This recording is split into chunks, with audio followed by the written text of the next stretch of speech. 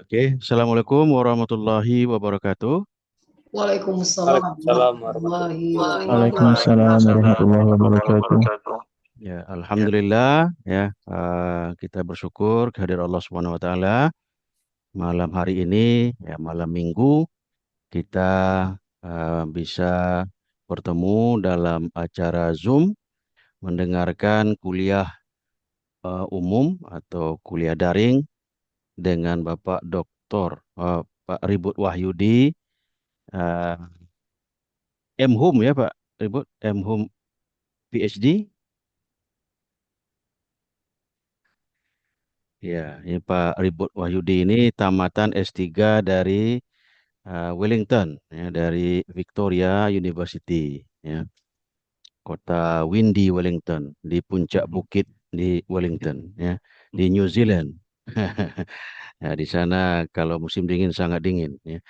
Terima Iya, kasih banyak Pak Ribut Wahyudi ya, telah iya. bersedia uh, hadir di acara Zoom ini memberikan kuliah tentang rhetorical style or rhetorical patterns of book review article, journal articles. Ya. Ini bagian topik penelitian yang masih langka, masih jarang diteliti, eh, dan juga tidak sebanyak artikel jurnal, ya, research article peminatnya, karena eh, tidak banyak juga jurnal yang menerima ya book review ini untuk diterbitkan ya. Paling tidak sebanyak jurnal research article ya. Tapi ini merupakan satu kesempatan untuk memperkenalkan diri kepada khalayak akademik di luar negeri, di internasional, ya untuk bisa terbit di jurnal internasional bereputasi. Ya. Kalau langsung ke uh, research article, ya mungkin sulit ya bagi mahasiswa. Nah, kita coba dulu bagaimana menulis book review. Ya. Nah, karena ada slotnya, ada peluangnya ya di jurnal-jurnal internasional bereputasi. Nanti kita dengarkan dari Pak Ribut Wahyudi bagaimana menulis ya book review artikel dan bagaimana mendapatkan buku ya untuk direview itu ya. Apakah bisa gratis atau harus beli kita ya. Jadi kalau bisa gratis kan kita dapat banyak keuntungan ya, dapat buku gratis. Lalu bisa berpublikasi ya di jurnal internasional bereputasi tanpa bayar dan juga dapat ya nama baik ya, dikenal di pembaca internasional. Ya, mari kita mulai acara kita ini dengan membaca Bismillahirrahmanirrahim. Ya, selanjutnya saya persilakan kepada Bapak Ribut Wahyudi. Ya, kurang lebih kita punya waktu Zoom ini 2 jam ya dari jam 8.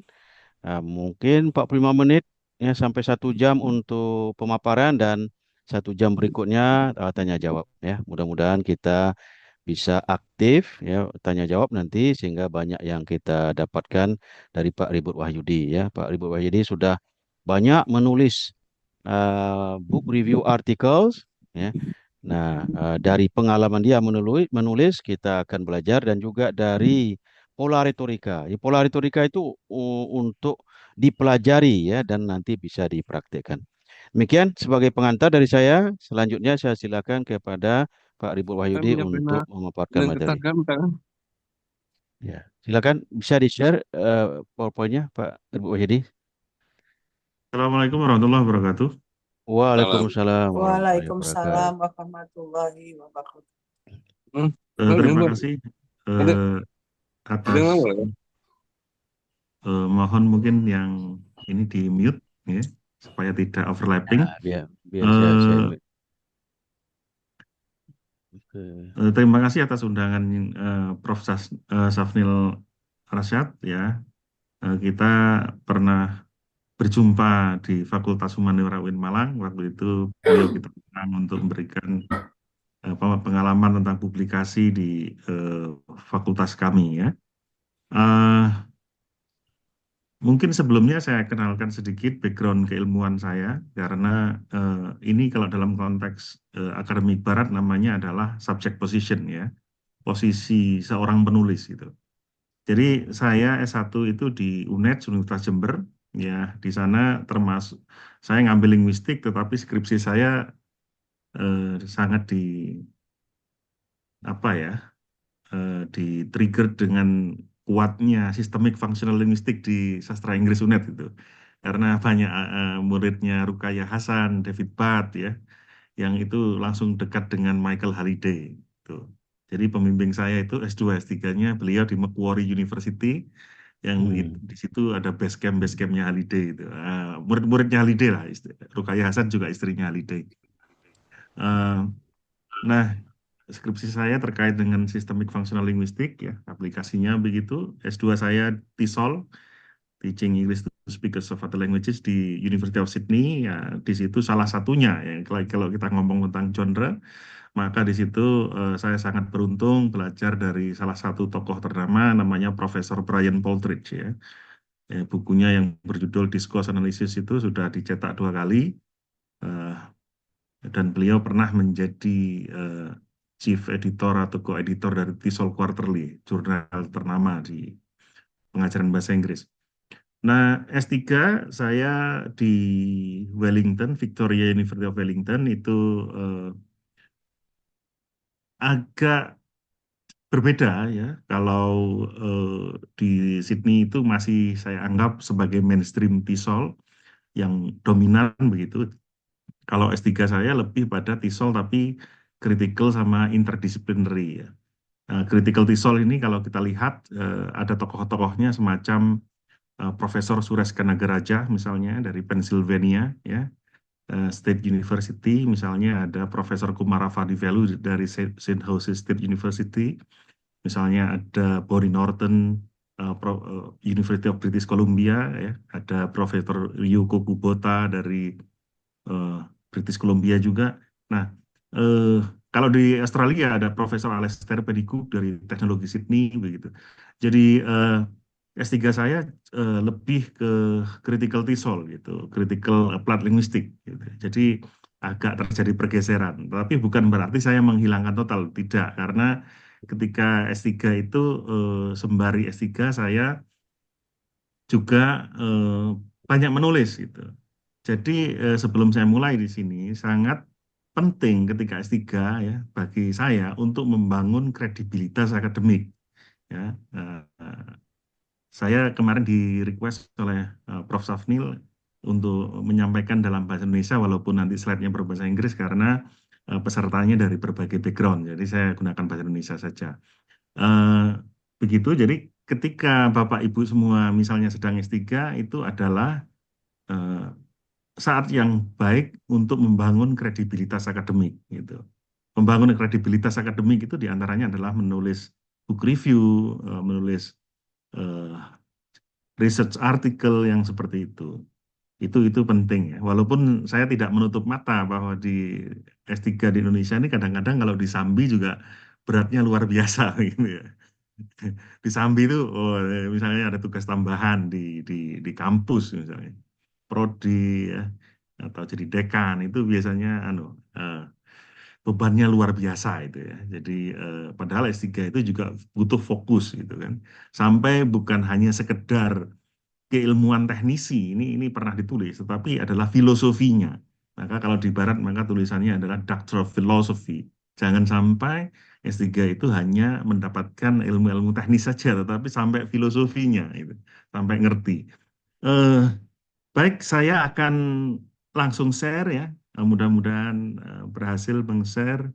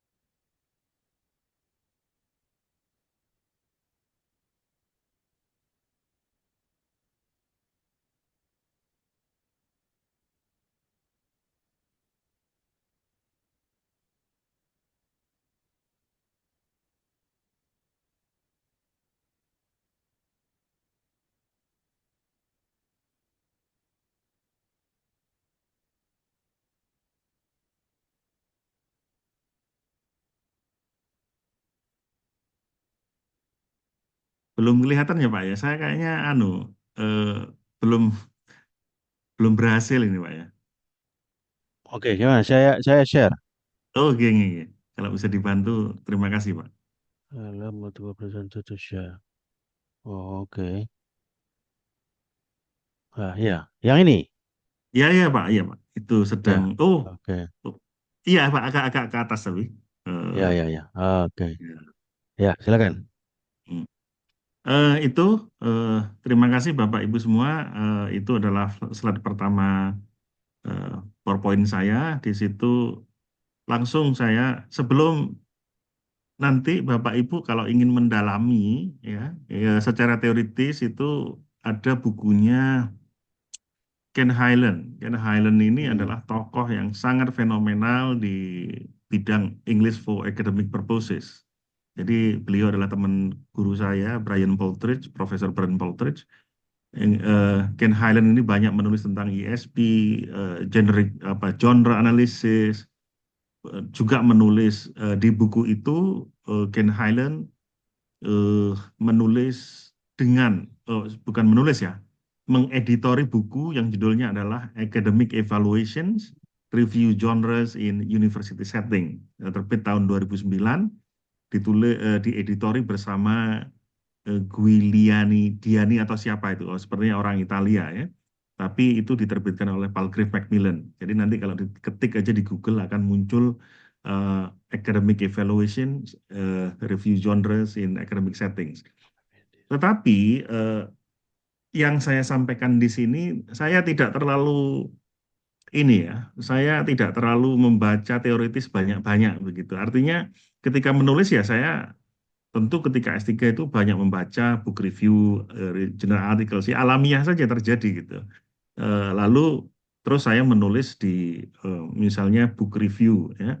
Book review selama ini dimulai dari S3 ya, kurang lebih ada 7 book reviews yang sudah saya tulis dan itu semuanya dengan Scopus I1 Index Journals ya. Dari Routledge ada berapa itu? Ada 5 dengan Routledge, satu dengan Mountain Deguiter, penerbit Eropa, satu dengan Journal of Asia TOEFL ya. Ini yang saya bagikan kemarin adalah 6 saya kirimkan ke Prof. Safnil dengan mungkin agak reminder. Mohon Bapak Ibu kalau mendapatkan artikel file-file itu digunakan untuk riset dan studinya sendiri ya. Karena itu adalah artikel jurnal yang kalau mendownload itu berbayar sehingga tidak merugikan publisher. Itu kalau digunakan untuk sendiri, untuk belajar, untuk riset, monggo silahkan. Jadi semakin bermanfaat bagus. Tapi kalau di-share di media sosial jangan. Jadi karena itu akan merugikan publishers begitu. Nah, ini langsung dari pengalaman saya yang saya ceritakan 7 kali terbit itu ketika waktu itu saya belum eh, diberi amanah menjadi posisi kaprodi karena ketika kaprodi sangat sibuk sehingga tidak sempat menulis book review lagi ya. Tapi kalau publikasi riset artikelnya alhamdulillah masih jalan. Eh, ini langsung dari publikasi saya yang 6 itu, tapi yang di sini hanya 3 yang sempat saya cantumkan. Tetapi kenapa saya berikan langsung 6 itu, harapan saya adalah dengan ketika membaca langsung itu sebenarnya jauh lebih kompleks ya. Ini bahasanya keywordnya orang kualitatif itu omongannya mesti kompleks ya, mendalam gitu. Jadi ketika saya berikan langsung artikelnya 6 itu, kalau dibaca satu persatu, berusaha difahami itu akan lebih baik daripada tentu hanya memahami PowerPoint gitu. Nah, saya nanti akan sangat senang ketika Bapak Ibu yang sudah membaca itu nanti langsung tanya. Ya, kalau ada dialogis begitu nanti akan lebih mengena begitu ya. Eh, yang dimaksud seperti apa? Eh, Monggo Prof. Sasril kalau bisa di halaman kedua. Uh, yep. Nah, ini yang akan saya bahas di dalam presentasi 1 jam atau 45 menit ke depan ya, 1 jam ke depan ada introduction, alasan untuk menulis book review ya. Struktur book review seperti apa ya. Jadi dalam kajian genre ya, genre itu definisinya adalah recurring patterns. Saya lupa tapi itu ada referensi ilmiahnya ya. Jurnal atau buku kalau kita membaca kajian genre itu adalah recurring patterns. recurring ya, itu berasal dari reoccurring patterns, pola-pola yang muncul yang mirip, atau kalau dikatakan sama persis ya mirip lah. Pola-pola akan mirip. Ya. Mirip itu artinya kalau book review ini sama Ken Highland ya dikatakan academic review genres ya. Jenisnya adalah review genres. Dan di dalamnya ada evaluasi akademis ya. Eh, eh, Evaluasi akademis itu mungkin yang bedakan dengan evaluasi orang lain yang tidak akademis gitu. Karena di konteks kampus, di konteks universitas itu harus akademis. Nah, kalau kita terbiasa membaca buku-buku yang kajian atau jurnal yang terkait dengan genre studies ya, kajian genre. Genre itu kalau SMP, SMA itu kan biasanya kita dijelaskan dengan mudah bahwa genre itu adalah tipe sebuah teks gitu. Nah, kalau definisi yang pernah saya baca di University of Sydney itu adalah recurring patterns ya, pola-pola yang selalu muncul yang mirip dalam satu klaster itu. Nah, itu dulu saya masih ingat Brian Poltridge ketika mengajar di kelas kami, Profesor Brian Poltridge menjelaskan, oh ini lagu jazz, ini lagu eh, rock, ini lagu pop gitu. Tujuannya hanya untuk menjelaskan bahwa dalam musik itu ada berbagai jenis, ada berbagai genre istilahnya. Nah, teks pun kan seperti itu ya. Ada research articles yang ini sudah sangat banyak ditulis oleh Prof. Safnil ya. Nah, ini betul tadi bahwa book review ini belum begitu banyak ya. Bahkan tahun 2009 yang ditulis itu buku yang dieditori oleh Ken Highland dengan koleganya ya dari Italia atau namanya Guiliani itu mungkin ya dari Italia saya tidak tahu. Tetapi yang jelas lebih junior daripada Ken Highland yang sangat fenomenal. Nah, eh, belum banyak ditulis itu. Jadi kalau diteliti ya bagi saya menarik, kumpulkan saja sekian banyak eh, berapalah mungkin 50 atau 100 atau lebih ya. Ya, kalau apalagi mengenalkan corpus based research ya. Eh, Book reviews di analisis untuk S3 why not gitu. Kenapa tidak gitu. Saya ingat sekali bahwa salah satu disertasi itu bahkan Ken Highland sendiri pernah menulis dalam artikel jurnal itu adalah generic structure in acknowledgement sections ya. Itu pernah Ken Highland menulis jurnal artikel tentang bagaimana seseorang itu mengungkapkan rasa terima kasihnya di tesis atau disertasi begitu. Bahkan ada disertasi semacam itu gitu. Nah, tapi itu sudah gitu. Tetapi untuk book review ini saya belum pernah membaca. Saya tidak ingin mengatakan tidak ada, tetapi paling tidak saya belum pernah membaca. Bisa jadi ada, bisa jadi tidak, tapi paling tidak masih layak untuk diteliti lah, kira-kira begitu.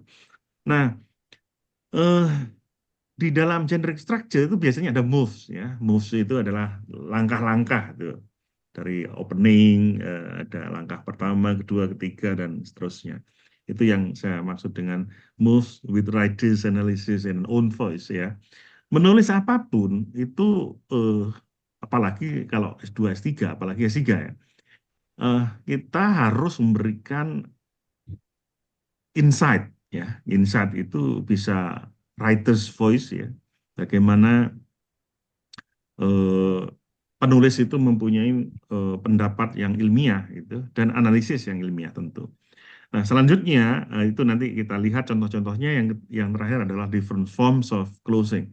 Eh, Closing book review itu paling tidak yang saya lakukan itu ada saya kalau menulis itu tidak terlalu mikir ini harus tipe ini tipe itu enggak itu. Saya nulis tapi jelas harus yang namanya book review kita tidak hanya sekedar summarize tidak, tetapi kita harus memberikan evaluasi yang kritis itu wajib. Nah, seperti apa contohnya ya kita lihat di halaman selanjutnya. Monggo Prof. Sasmin. Oke, Ya, lanjut. monggo lagi lanjutkan. Nah, ini kenapa kita harus menulis book reviews? Nah, ini menarik dan alasannya macam-macam ya. Jadi kenapa ini menjadi hal yang penting ya. Dasar keilmuan itu kalau kita membahas tentang ontologis itu berkutat masalah truth, reality. Kenapa ya? Kenapa kebenaran dalam dunia kuantitatif itu tunggal? Kenapa kebenaran dalam dunia kualitatif itu multiple gitu kan? Dynamic. Kenapa? Nah, kenapa seperti ini? Ini dalam konteks apapun harus dibahas ya. Nah, kira-kira Bapak Ibu semuanya teman-teman di sini kalau menulis buku review itu motivasinya apa? Kenapa itu? Ada yang ingin supaya ada yang ingin sharing? Barangkali pernah menulis book reviews? Silakan, Ya, kalau ada. adakah? Ya, monggo Prof. Sanil di halaman selanjutnya saya tulis di situ. Nah, Oke, ini ya, ya. Ini Ya. jawaban-jawaban yang muncul dalam benak saya tadi ketika membuat PowerPoint, tapi ini bukan harga mati, gitu. Saya peneliti yang beraliran poststruktural, jadi saya menghindari harga mati. Kalau dalam dunia akademik kualitatif itu ada perdebatan-perdebatan dan itu sangat di welcome gitu. Nah, ini bisa ditambahkan oleh Bapak Ibu semua nanti, tetapi bagi saya yang pertama adalah to enhance our academic credibility yang seperti ini. Kita harus apalagi S3 ya, membangun kredibilitas akademik. Dengan apa? Ya dengan publikasi, dengan ya karena apa ya, menulis itu. Academic credibility ini semakin sering kita menulis di publikasi publisher yang bereputasi, itu akan semakin undangan itu eh, berdatangan. Undangan tidak harus dalam bentuk ngisi webinar atau ini, undangan menulis ya.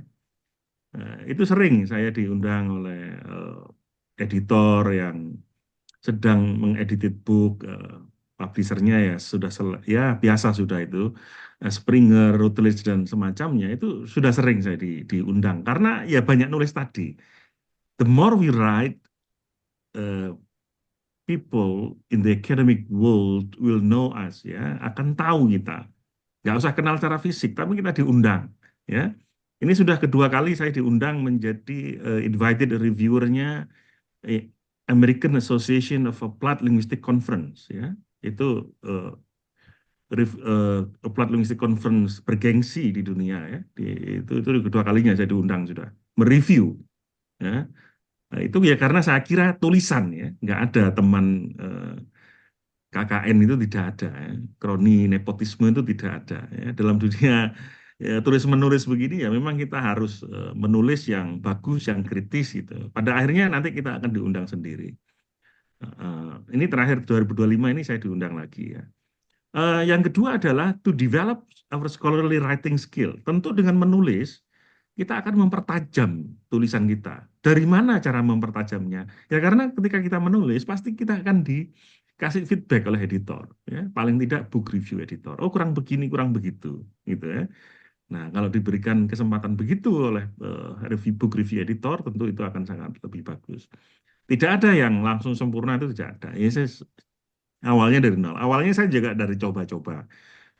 Maka ilmu itu ya dicoba sambil learning by doing gitu. Ini penting.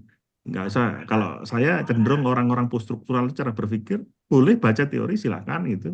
Tapi jangan terlalu terdoktrin oleh teori gitu ya. Karena praktek itu bagi orang-orang poststruktural lebih penting. Praktek, ilmu itu muncul dari praktek juga gitu. Bahkan teori pun itu berasal dari praktek yang diteorikan. Nah, jadi coba jalani tulis gitu.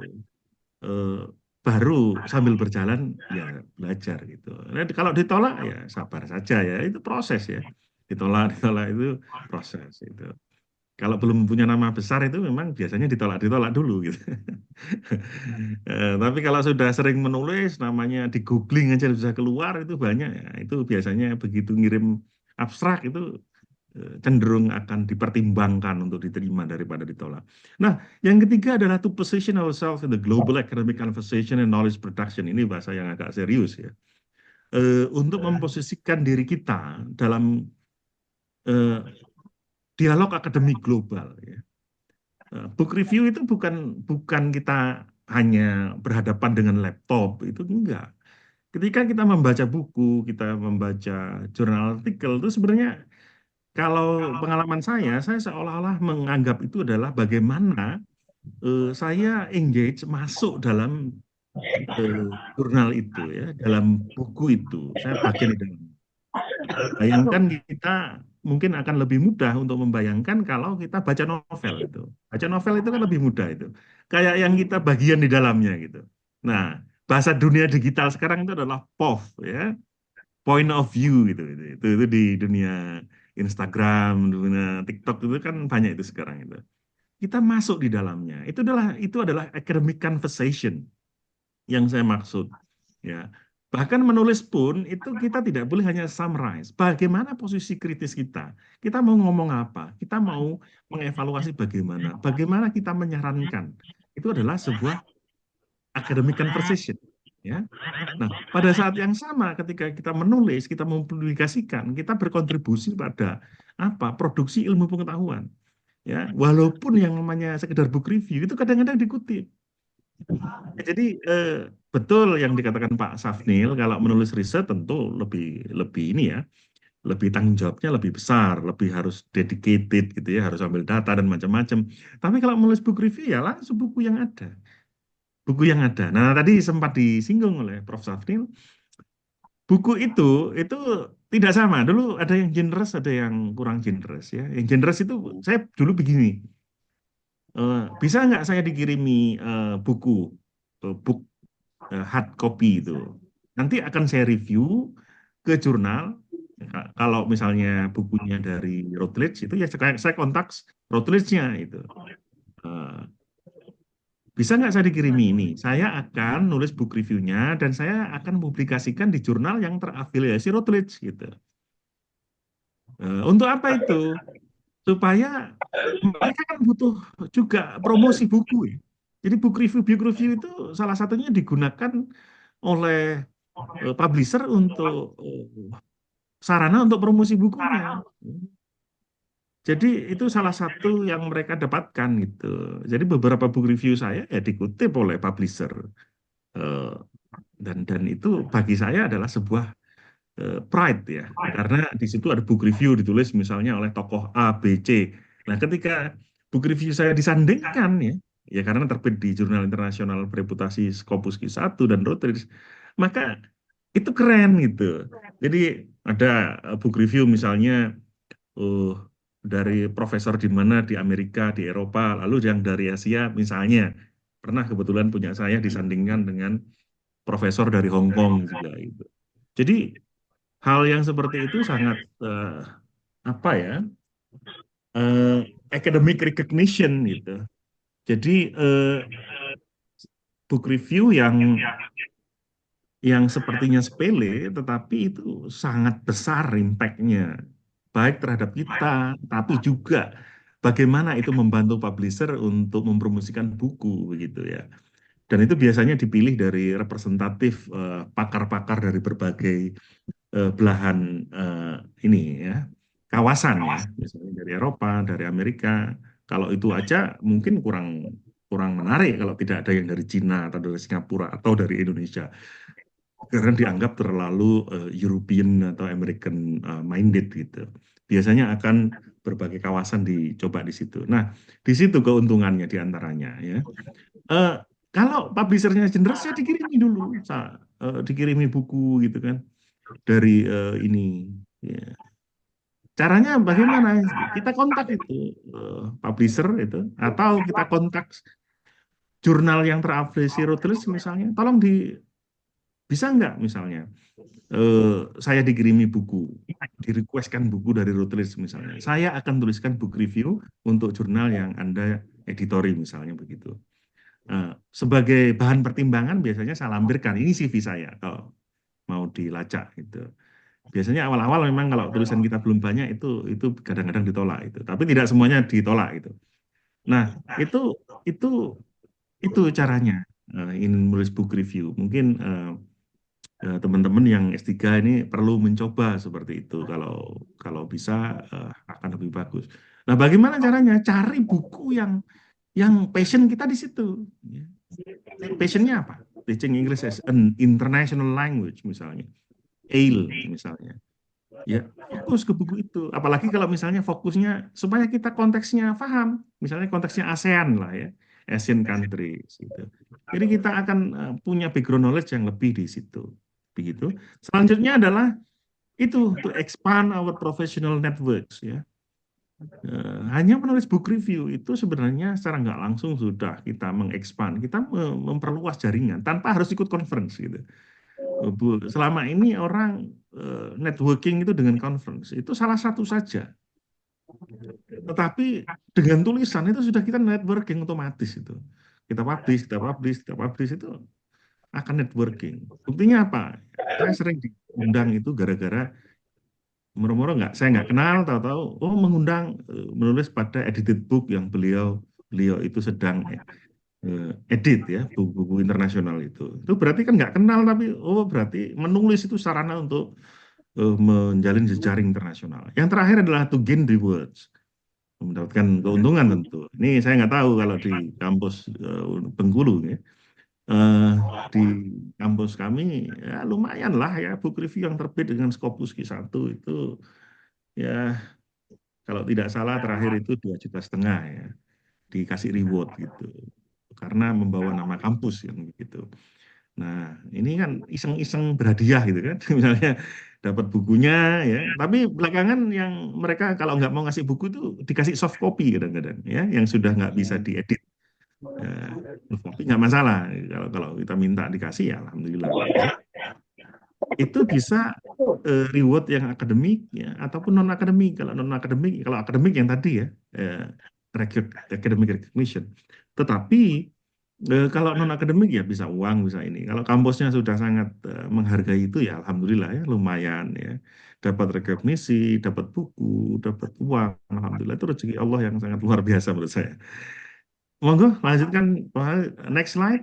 Oke, the structures of book reviews ini yang sering saya tulis ya. Saya 7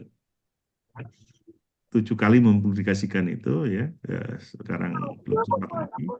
Tetapi ini saya baru kalau diundang untuk sharing tentang publikasi internasional juga sudah sering gitu. Tetapi khusus book review ini baru pertama ini diundang Prof. Safnil karena mungkin orang di Indonesia itu saya nggak tahu ya, mungkin belum tertarik aja ya untuk membahas yang seperti ini. Tetapi ini kalau dalam konteks global ini kayak begini-begini hal kayak seperti ya kecil gitu kan sepele gitu. Itu menjadi concern bagi orang luar itu. Ya. Bayangkan disertasi hanya membahas generic structure of acknowledgement sections. Ya. Itu ada disertasi yang seperti itu. Membahas struktur terima kasih dalam tesis dan disertasi itu buat dikumpulkan itu. Nah, book reviews ini ya tentu akan menarik ya kalau dibahas karena belum banyak yang menulis. Monggo dilanjutkan Pak Safri. Ini saya mencontohkan 2 saja nanti saya kira Bapak Ibu sekalian bisa atau sudah saya belum tahu mungkin materinya bisa di-share yang 6 jurnal yang sudah saya kirim ke Prof. Sofil. Nah ini 2 saja karena keterbatasan space dan waktu ya tadi menulisnya. Ini saya copy paste kan dari tulisan saya sendiri yang terbit di itu 2 itu. Salah satunya adalah Journal of Intercultural Studies. Ini Routledge ya. Terbit tahun 2016 ketika saya sedang S3. Yang kedua adalah yang kanan itu sama JLIE itu adalah Journal of Language Identity and Education. Itu 2017 juga dengan Routledge ya. Semuanya Q1. Nah, yang ini opening ini biasa aja ya. Ini opening itu misalnya the book discusses two central concepts the relationship between interculturality and ELF gitu. Nah, ini off the record ya, apa yang tidak ada di buku-buku biasanya. Kalau Bapak Ibu misalnya, ini tidak ada ini pengalaman aja. Ada jurnal kita kadang-kadang lihat kalau jurnalnya itu berbau English as lingua franca ya, misalnya book review editornya orang-orang bukan ini orang-orang yang dalam tanda kutip bukan native itu kadang-kadang lebih toleran ya, toleran. Toleran itu dalam arti mereka bisa jadi dari Eropa, tapi bukan bahasa pertamanya bukan bahasa Inggris juga, itu kan. Jadi kalau tulisan orang Indonesia misalnya ini kadang-kadang kan banyak yang kurang bisa menulis to the point ya, concise to the point itu enggak, itu biasanya puter-puter gitu kan. Nah itu mulai dibiasakan ya. Ini Pak Safnil saya kira sangat concern dengan dunia yang seperti ini, harus to the point, harus concise gitu kan. Padat berisi itu ciri tulisan orang Barat. Nah, eh, gimana kita ya kalau kita mengikuti contohnya paling gampang adalah ketika kita mau menulis book review pada Journal of Intercultural Studies, saya singkat JIS atau Journal of Language Identity and Education, bagaimana? Paling gampang ya download aja. 2 contoh, 3 contoh dari book reviewnya mereka di jurnal itu, kita baca dulu. Nah, itu istilahnya adalah supaya kita eh, me, apa ya menjadi familiarize ourselves with the structure ya dan level of quality being required, level kesulitan level argumentasi seperti apa yang diinginkan untuk membiasakan strukturnya bagaimana ya baca itu misalnya tiga contoh book review jurnal tersebut. Kalau kita mau mengarahkan ke sana, tentu sesuaikan dengan topiknya dan jurnal-jurnal ini adalah sesuai dengan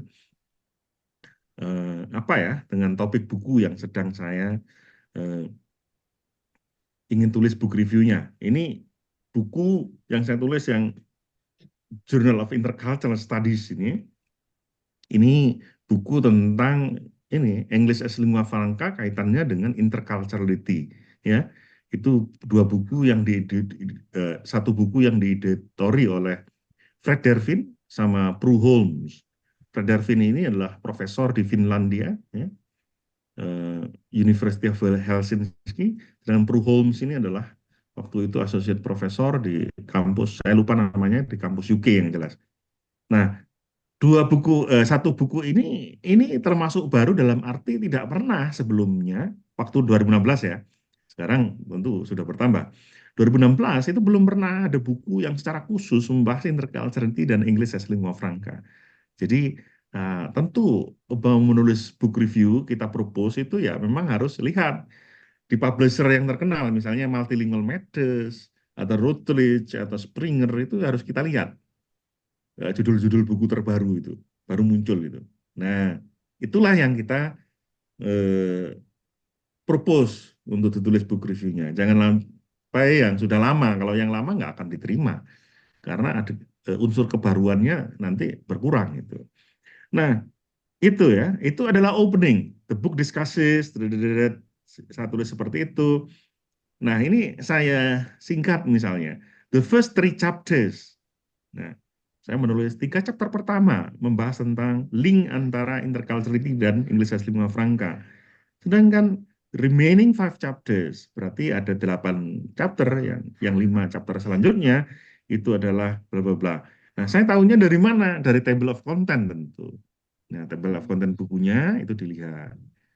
Table of content bukunya dilihat itu. Nanti itulah. Tapi kalau mau lebih ini lagi ya membandingkan antara bukunya yang buku asli dengan book reviewnya. Oh ini caranya salah satunya.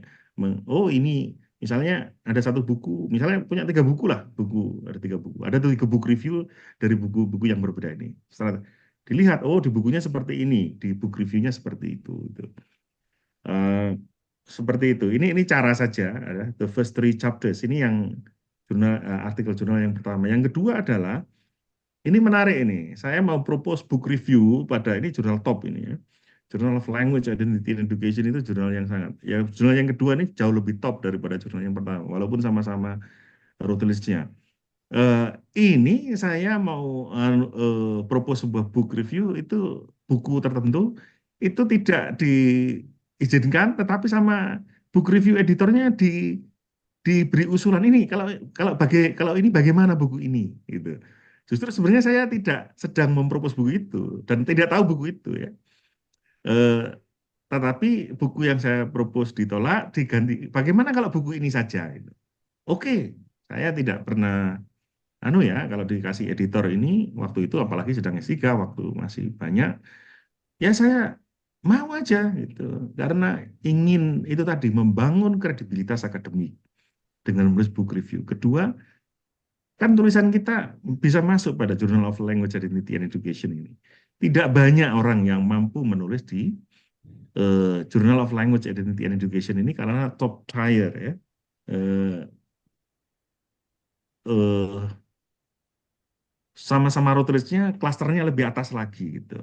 Nah, ini contoh openingnya ya. The book discusses three major themes. Itu saya tulis. Ini termasuk opening semua walaupun ini kalau yang pertama lebih singkat ya, tapi yang kedua ini di jurnal yang berbeda eh, apa ya lebih kompleks ya. Kenapa? Karena bukunya memang lebih kompleks. Itu tentang masalah identity politics itu di Eropa itu. Buku penerbitnya Bergen atau apa ya, mungkin di Eropa terkenal itu, tapi tidak terbiasa di telinga kita seperti Routledge, seperti Springer, seperti Palgrave Macmillan. Ini penerbitnya adalah Bergen, konteks identitas politik dan bahasa di Eropa. Ya. Begitu saya ditawari itu, oke lah. Ini walaupun saya konteksnya ini saya ingin. Nah, sehingga saya perlu menulis panjang kayak begini. The book discusses the aims of this book, ya kan, untuk lebih detailing ya. Nah, nanti kalau ada teman-teman atau Bapak Ibu bertanya, seberapa jauh, eh, seberapa boleh kita elaboratif dalam menulis book review? Ya tergantung jurnalnya ya. Jurnalnya maksimal berapa? Apakah 2000 kata? Kadang-kadang ada yang hanya sekitar 1200 kata. Nah, kalau sudah 1200 kata, kita jangan sampai nulis 1500, pasti ditolak gitu. Nah, kalau maksimal 1200, kita masih menulis 1300 masih oke lah ya. Biasanya lebih-lebih dikit itu boleh ditoleransi. Tapi kalau sudah terlalu jauh nggak boleh. Pun kalau misalnya disuruh 1200 tapi nulisnya 500, ya mungkin kurang mendalam gitu ya. Jadi bagaimana kita menulis sepanjang apa ya tergantung jurnalnya. Kalau jurnalnya biasanya mereka memberikan contoh dan jumlah maksimal kata. Nah, ini lagi penting. Kalau jumlah maksimal kata, kalau bukunya tebal, itu bagaimana? Itu lagi. Keahlian kita menulis succinct, ya. Succinct itu concise, padat dan berisi. Ini menjadi penting. Ya. Padat dan berisi apa? Nah, ini tentu Prof. Sasmil sudah pernah membaca, saya yakin. Nah, dan kalau teman-teman di situ nanti ini penting juga saya kira ya walaupun sudah S3 di S1 itu kalau saya ngajar writing saya ajarkan itu. Eh, Perbedaan antara spoken and written academic language yang ditulis oleh Michael Halliday ya, ini mbahnya systemic functional linguistic ini.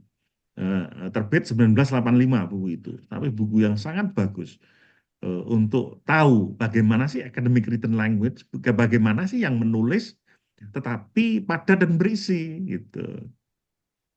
Apa beda antara spoken language dan written language ya?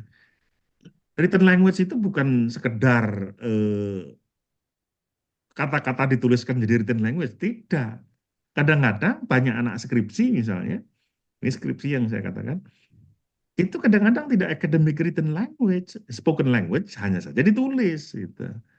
Halliday itu dalam buku itu menuliskan contoh academic written language itu adalah ada unsur lexical density, kepadatan leksikal, kosakata ya. Jadi kosakatanya menjadi padat, tidak terlalu berputar-putar. Dengan cara apa? Salah satunya adalah dengan cara nominalization ya. Bagaimana membuat kata kerja menjadi frase kata benda ataupun kata benda. Contoh konkret misalnya. Nanti monggo silakan dibaca di bukunya Halliday Spoken and Written Language ya. Misalnya United Nations Organization, ya kan? Itu jelas orang tahu itu PBB di mana-mana juga PBB gitu. Itu kan sebenarnya kalau diperpanjang, kalau ini salah satu produk academic written language gitu. Kalau diperpanjang kan bisa ditulis itu. An international organization which comprises of bla bla bla. Kan panjang itu kalau dijabarkan elaboratif. Tetapi dijadikan nominalization kan cukup dengan menuliskan United Nations Organization. Itulah diantaranya yang disebut sebagai nominalization. Ya, ini kalau contoh ini jangan contoh saya sendiri, tapi kurang lebih Halide itu mencontohkan seperti itu. Bagaimana kalimat yang panjang menjadi padat dan berisi. Nah, ini salah satu kunci bagaimana menulis yang concise, yang padat. Artinya eh, sama-sama menulis 1.000 kata misalnya, kalau orangnya terbiasa kita padat, 1.000 kata itu menjadi sangat informatif dan padat. Beda dengan orang yang nulis asal-asalan dan nggak ngerti tradisi menulis academic written language, 1.000 kata nggak ada isinya itu. Jadi misalnya disertasi itu kalau di tempat saya di Victoria University Wellington itu 100.000 saja kata, 100.000. Nah, padahal waktu itu saya nulis itu 130.000. Jadi pusing sekali juga ini. Tidak boleh lebih terlalu jauh. Oh, 30.000 ini bagaimana cara ininya? Kan kalau di-cut juga nggak bisa. Ini maunya concise gitu. Berarti harus diparafrase ulang yang lebih padat lagi, tapi isinya tetap sama gitu. Ini 30.000 ini kelebihannya mungkin saya juga dalam eh, dimensi tertentu waktu itu masih dipengaruhi juga dengan retorika gaya orang Indonesia, Asia mungkin ya, yang cenderung berputar-putar itu. Nah, diajarilah sama supervisor saya untuk apa ya di apa namanya ya diringkas, tapi tidak kehilangan substansi dan kedalamannya. Diringkas, kosakata yang kurang efektif, efisien itu di track apa ya, diberi contoh. Oh ini loh yang harus dihapus. Padat berisi. Nah, ini menantang. Nah, tentu yang sudah publish seperti ini sudah layak dijadikan contoh. Oh, itu tuh nulis yang padat dan berisi. Monggo Pak Safril dilanjutkan di slide selanjutnya. Eh, ini opening. Nah, ini yang saya bahas, the move structures with embedded analysis and voices. Again, ketika menulis ini saya tidak membaca buku Jekyll and Highland. Memang saya mendalamkan pada pengalaman saya sendiri sehingga apa yang saya tulis ya apa adanya aja menurut saya ya. Ini terbit di Pedagogis. Ya. Pedagogis ini adalah jurnal di Routledge ya, tetapi base camp-nya di Singapura ya. Jadi banyak dosen NUS dan Nanyang yang jadi editornya di situ. Ini saya membahas tentang teaching English as an international language yang begitu-begitu ya. Eh, ditulis oleh Profesor David McKay itu siapa namanya lupa saya, pokoknya orang besar itu. Eh, local context around the world gitu gitu. Nanti ada di daftar referensinya. Ini yang saya maksud dengan move structure ya. Misalnya chapter one ya, the second chapter ini kan struktur kan. Chapter one, chapter yang kanan ini. Tetapi yang sebelah kiri itu juga ada chapter two gitu kan, McKay and Brown. Nah, tetapi bukan itu yang ini. Kalau cuma ngomong begitu kan gampang saja, nah, satu juga bisa gitu kan. Tetapi yang menarik adalah bagi saya itu adalah sebagai seorang penulis kita itu kalau kata Ken Highland itu harus ada academic evaluation, ada juga scholarly identity. Kita harus menunjukkan identitas kepakaran. Seperti apa contohnya? Karena ini yang pertama tentang English as an international language itu maksudnya eh, lebih apa ya?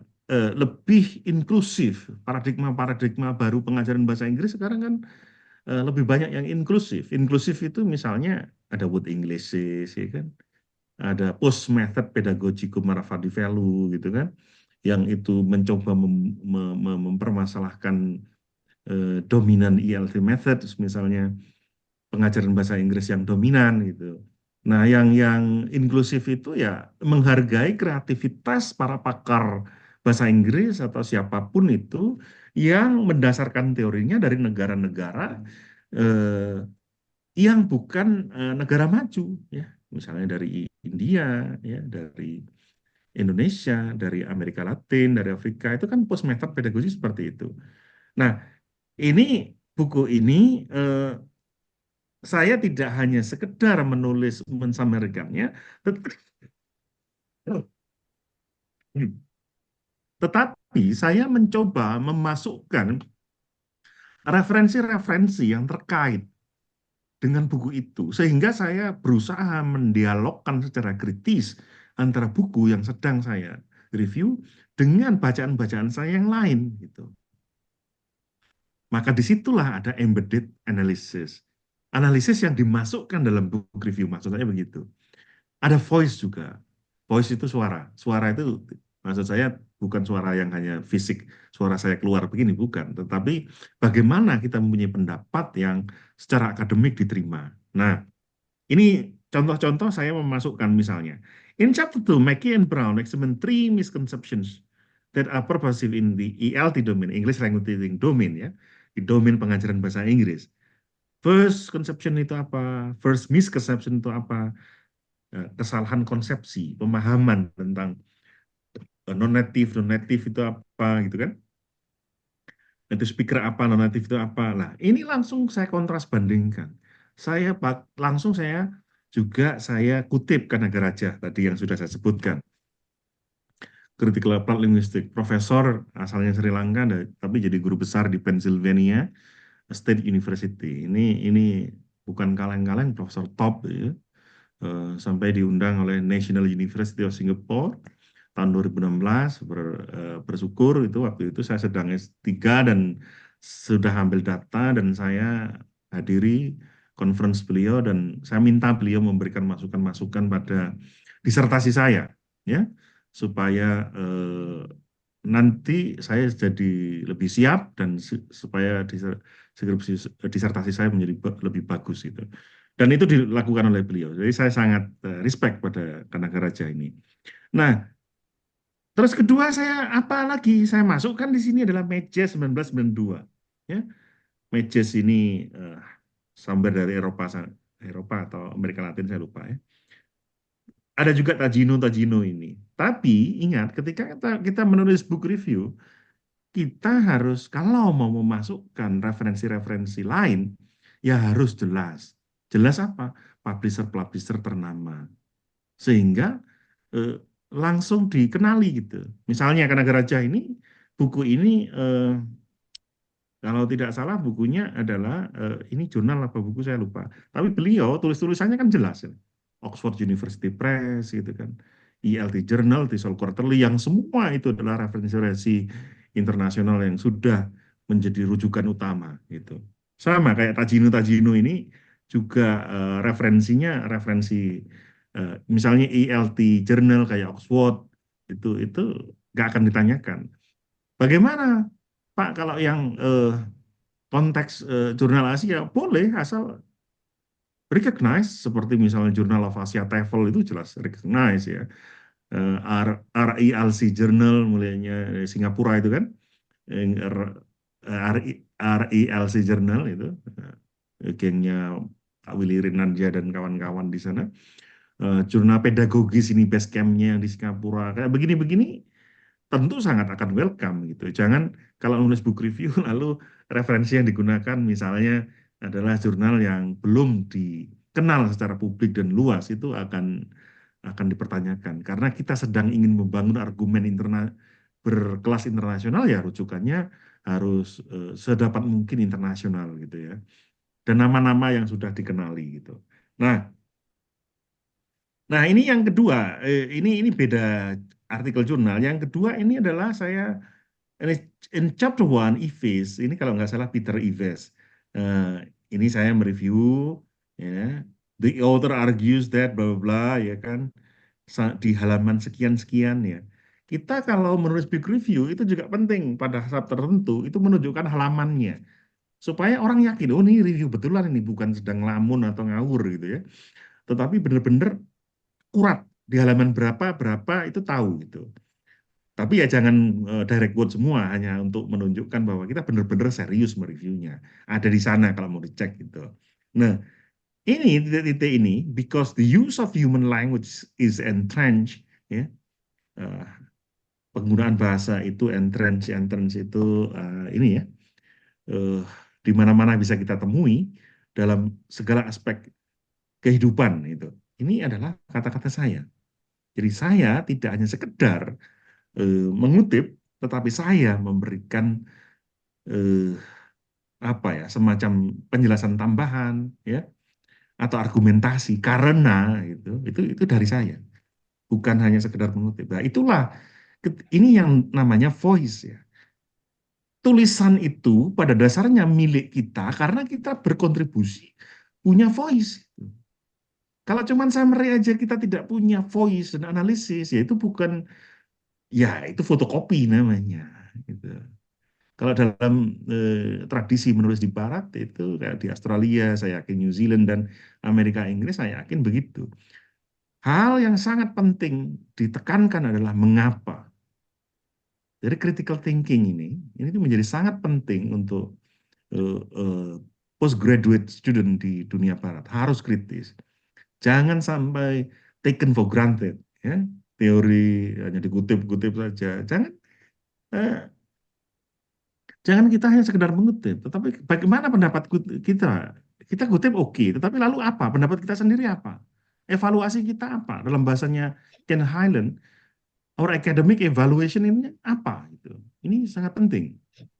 Kalau tidak ada itu, tidak ada kebaruan. Ya. Karena baru itu salah satunya adalah interpretation. Penjelasan tambahan itu kebaruan. Kebaruan itu macam-macam. Levelnya misalnya kalau anak S1 ya paling objeknya yang berbeda gitu kan. Tetapi objek yang sama boleh diteliti asal sudut pandang analisisnya berbeda. Maka dalam tataran analisis inilah, walaupun menulis book review, kita harus menawarkan sesuatu yang baru. Tuh. Nah, selanjutnya adalah Krauss in the second chapter draws on the multiple contradictions evidence in blah blah.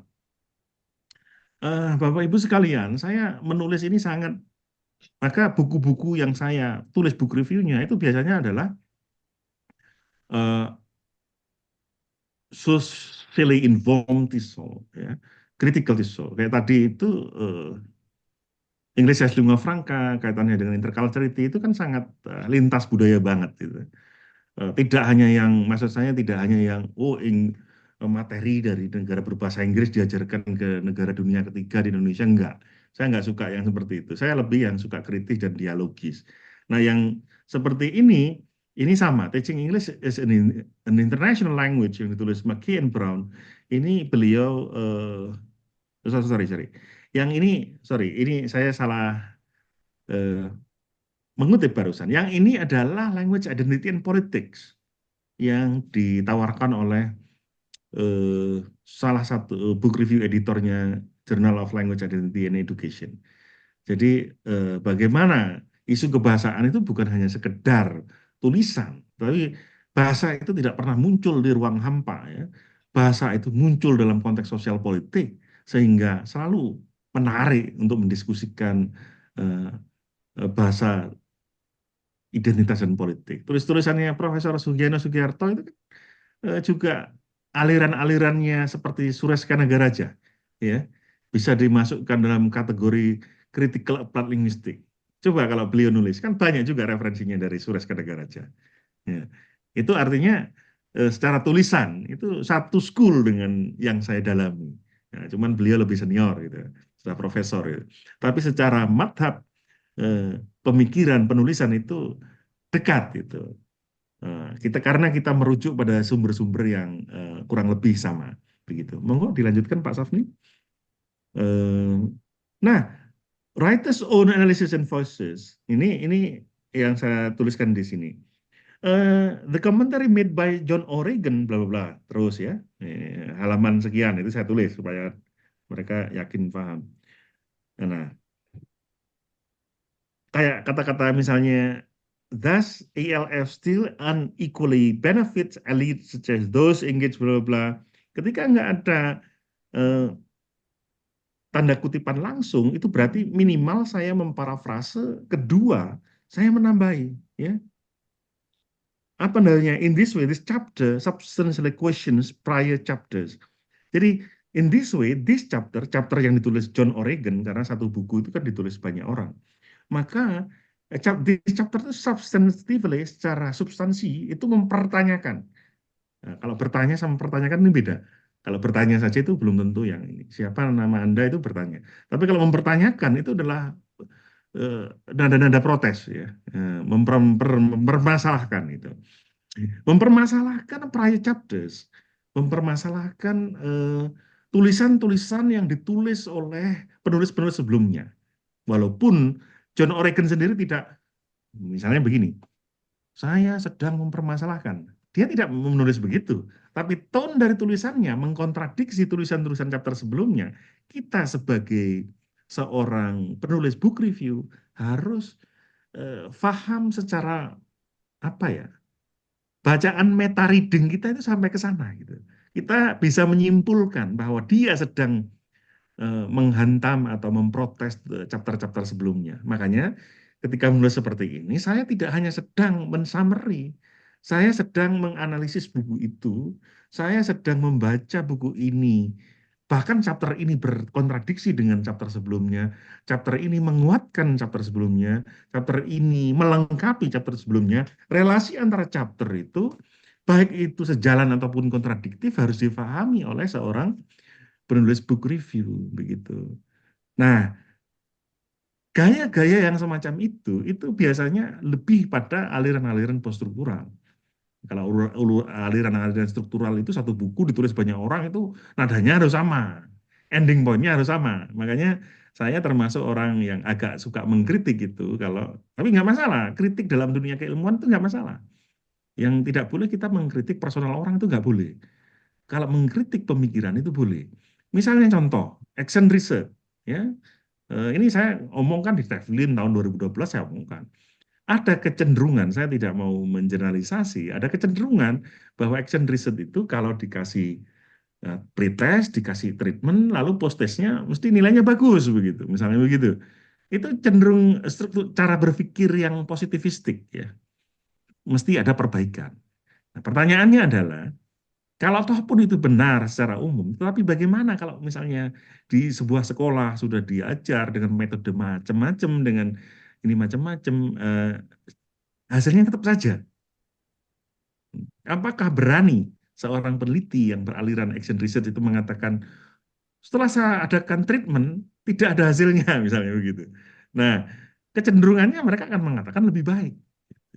Nah, kalau aliran poststruktural ini tidak. Lebih melihat realitas apa adanya. Ya.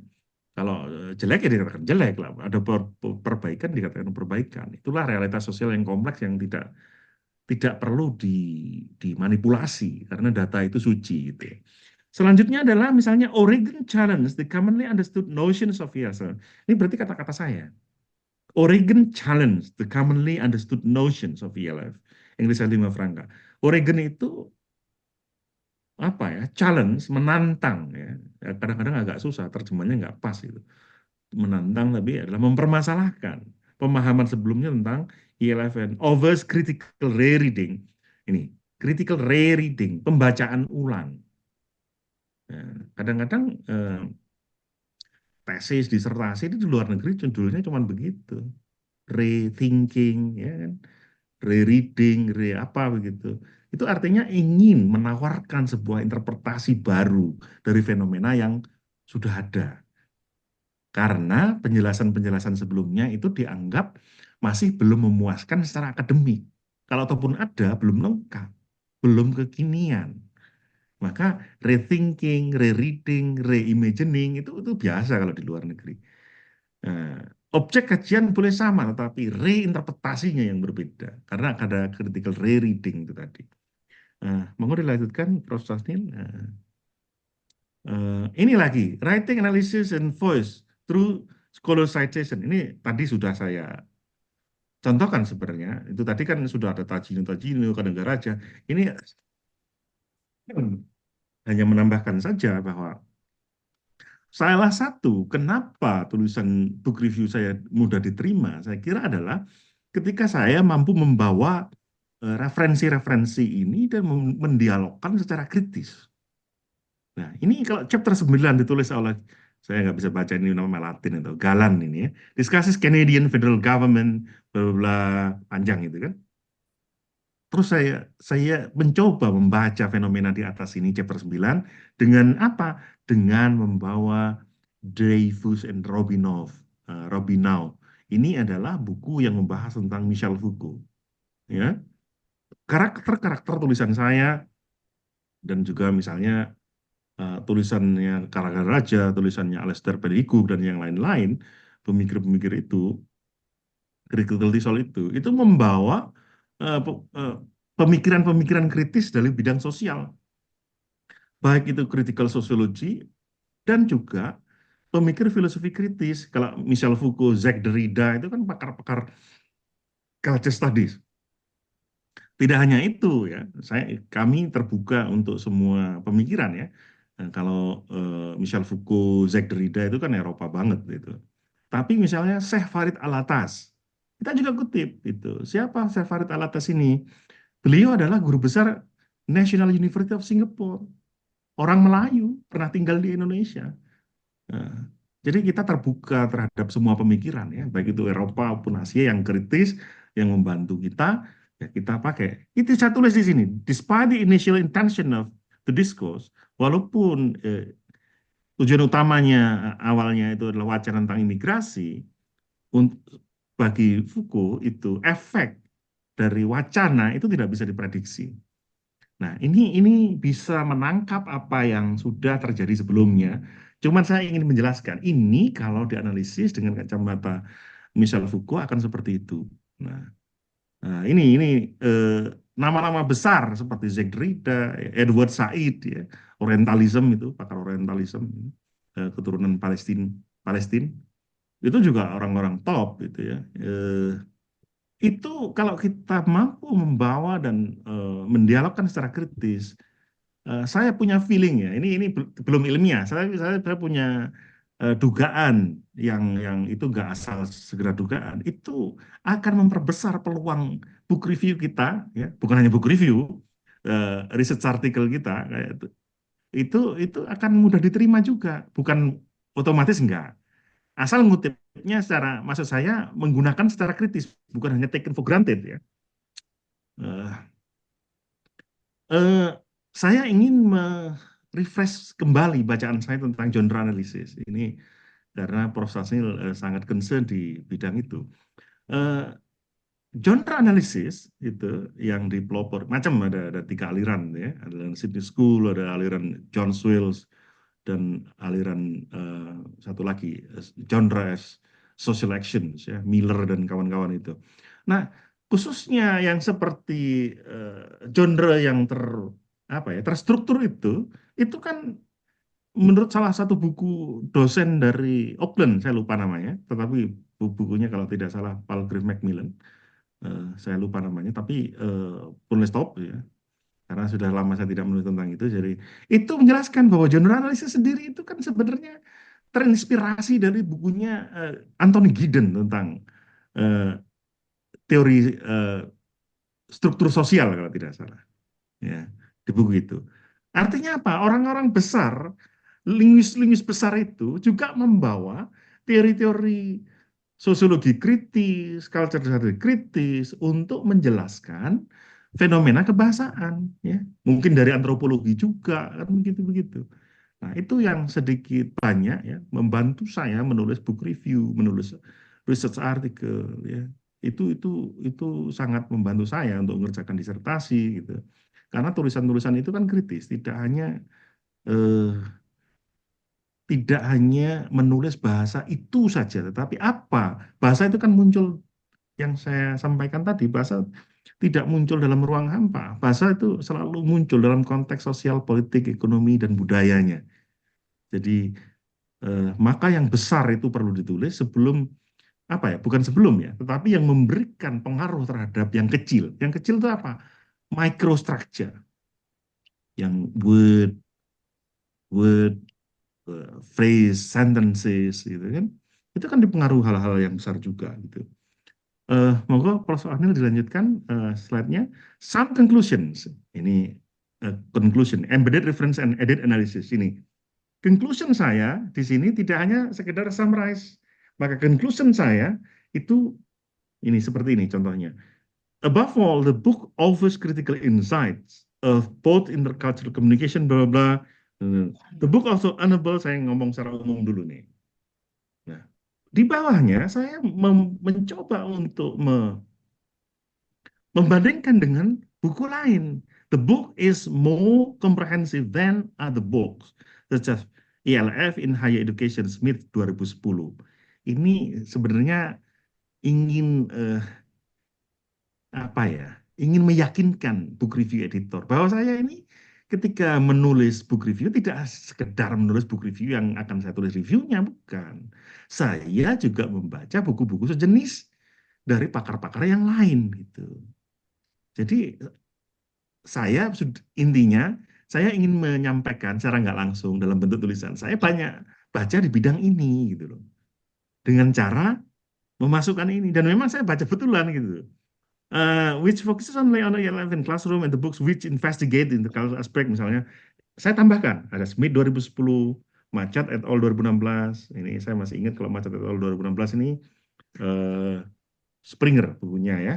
Et al-nya ini temannya Fred Darwin dari Profesor Finlandia itu tadi. Di sini saya juga memasukkan Lester Pennycook, ya, English as Lingua Franca. Ya, tadi Lester Pennycook saat ini adalah guru besar di Universitas Teknologi Sydney. Beliau sangat disegani dalam dunia linguistik terapan kritis ya, selevel dengan Suresh Kanagaraja tadi. As well as address the argument that demarcation, pembatasan ya, antara ELF dan non-ELF itu adalah counterproductive, ditulis oleh Sewell 2013. Ini terbitnya 2016, berarti kan masih oke gitu.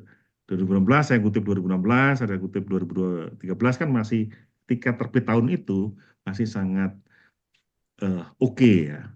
Begitu. Saya tidak hanya sekedar summarize, tapi saya membandingkan, saya mengkontra discussion gitu ya, mendialogkan ya antara referensi itu yang saya anggap menjadi sound conclusions ya, and edit analysis. Monggo selanjutnya Prof. Safnil.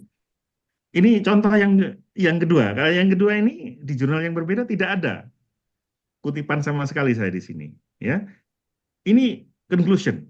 Saya hanya ingin mengatakan bahwa dalam menulis conclusion kita tidak boleh hanya memberikan satu contoh gitu maksud saya. Ada variasinya ya. Yang penting ada analisisnya ya. Analisisnya bagaimana? Ini kan saya merekomendasikan buku itu ya. The book is highly recommended bla bla bla. Ini cocok untuk applied linguist, language policy maker, graduate students and other general readers whose concerns rest on ini the above fluid and shifting nature of language and identity politics. Nah, ini conclusion yang seperti ini sudah dianggap menarik bagi book review editor ya di Journal of Language, Identity and Education. Ini saya nggak kutip-kutip kan, tapi saya memberikan analisis saya di sini. Ada fluid and shifting nature of karena bahasa bagi seorang poststruktural, saya sangat terinspirasi oleh itu, adalah apa? Cair. Fluid itu cair, shifting itu ya bisa berubah-ubah sesuai konteks gitu. Dan juga tentu identitas politik itu kan cair, nggak ada politik itu yang kaku-kakuan kan. Hari ini teman bisa jadi 5 tahun lagi jadi kawan gitu kan. Nah dalam bahasa seperti itu identitas politik itu tentu sangat cair. Mau dilanjutkan Prof. Safnil? Conclusion yang berkaitan book distinctive features ini agak panjang ya. Overall this book is highly recommended buahnya ya. Buku ini lebih realistik, lebih demokratis. Ini yang highlight ini adalah cara yang saya highlight ini berarti saya tekankan bahwa saya menegaskan buku ini yang berbeda dengan buku-buku sebelumnya itu ini loh yang penting dan layak untuk dibaca dan tentu untuk dibeli gitu kan, tujuannya namanya kita mengendorse buku gitu. Tapi ya nggak itu aja ya, kita boleh kritis itu asal proporsional gitu. Buku ini kurang ini dan itu. Ini kalau diperbaiki ke depan harus seperti itu boleh. Tapi harus proporsional ya, harus make sense gitu, harus diterima secara akademik. Kalau ini cenderung memberikan kelebihan-kelebihan buku ini seperti ini yang nggak ada di buku-buku yang lain ya, yang sangat praktikal gitu.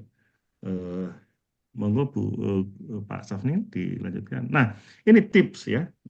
Nggak terasa saya sudah 1 jam 15 menit sendiri ya, hanya dengan 14 PowerPoint gitu.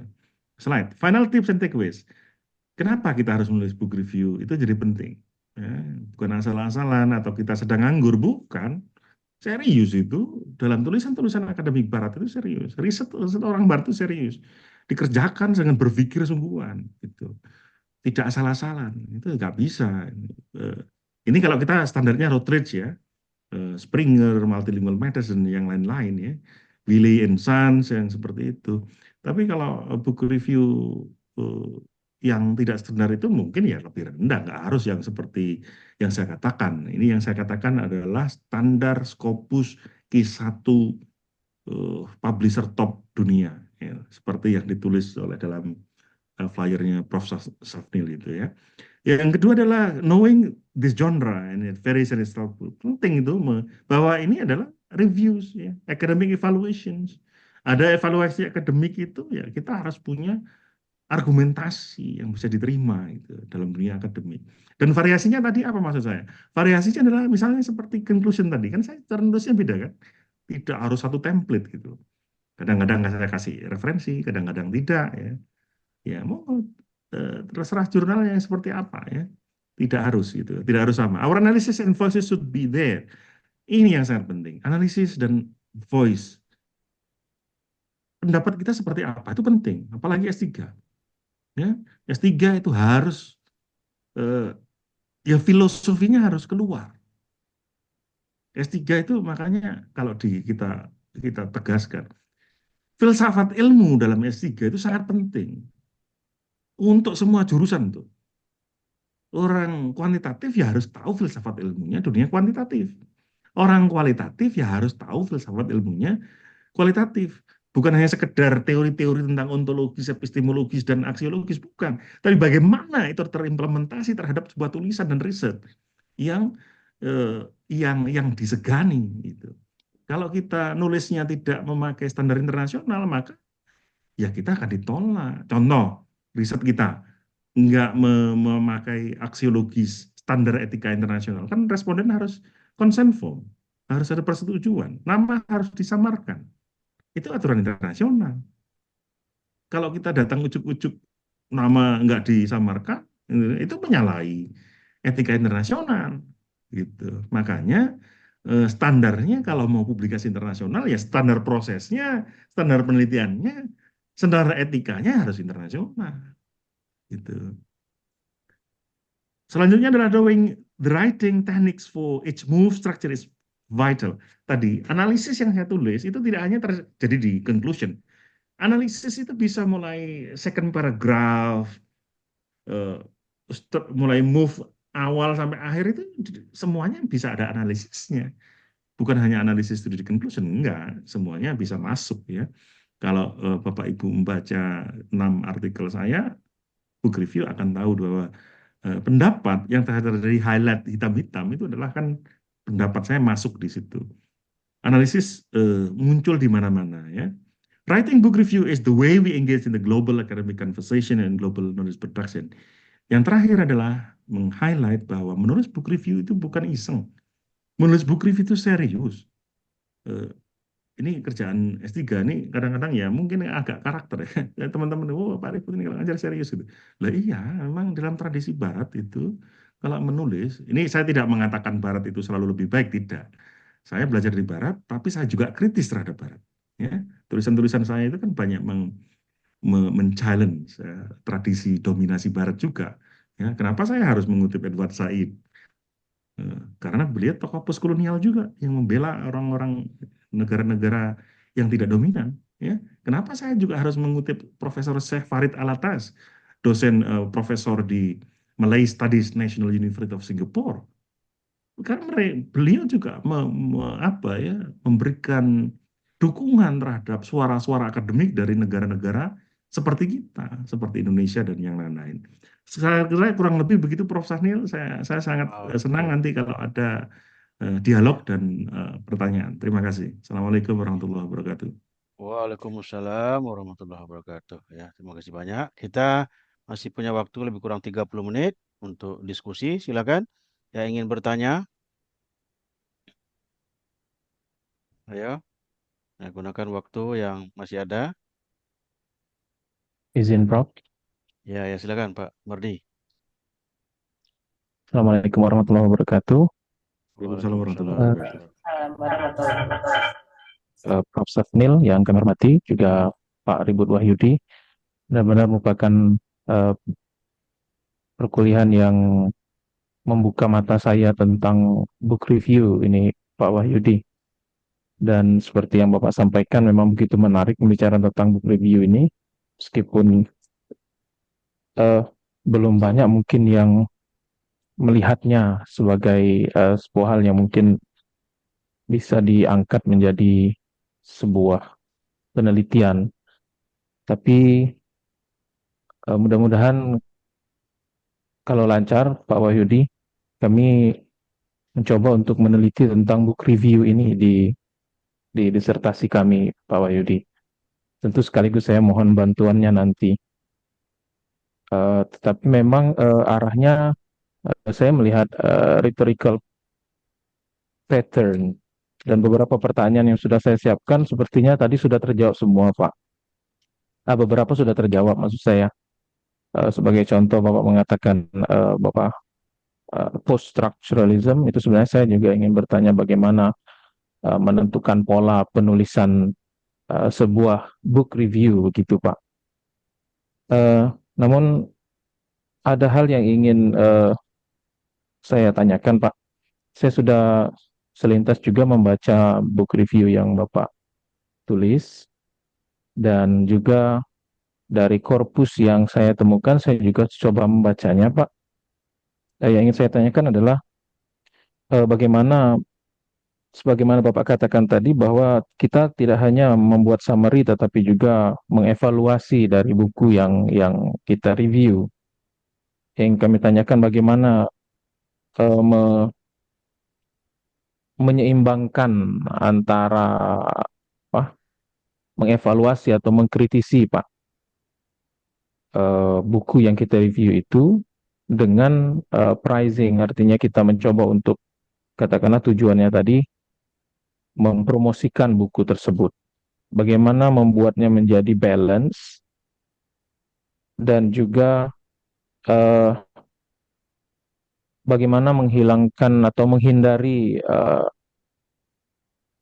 apa namanya eh, bias dalam dalam kita mengevaluasi. Sedikit saya membandingkan, Bapak, mohon izin, dari beberapa book review yang saya temukan itu si reviewer itu begitu begitu melihat begitu tegas melihat kekurangan di buku yang dia review. Namun memang kami temukan Bapak menawarkan eh, cara yang lain dengan membuka dialog atau mengkonfrontir dari referensi yang ada. Apakah itu yang dimaksudkan adalah untuk menyeimbangkan antara rising and evaluating? Demikian, itu yang pertama, Pak. Terima kasih. Oke, Apakah bisa silakan langsung Pak. saya jawab, Pak Ya, Safin, ya supaya silakan nggak langsung lupa Pak saya? ya. Iya. Ya, ya, silakan langsung. Terima kasih pertanyaannya Pak Juansa. Tradisi kita ya di Barat itu diajari untuk kalau S3 ya.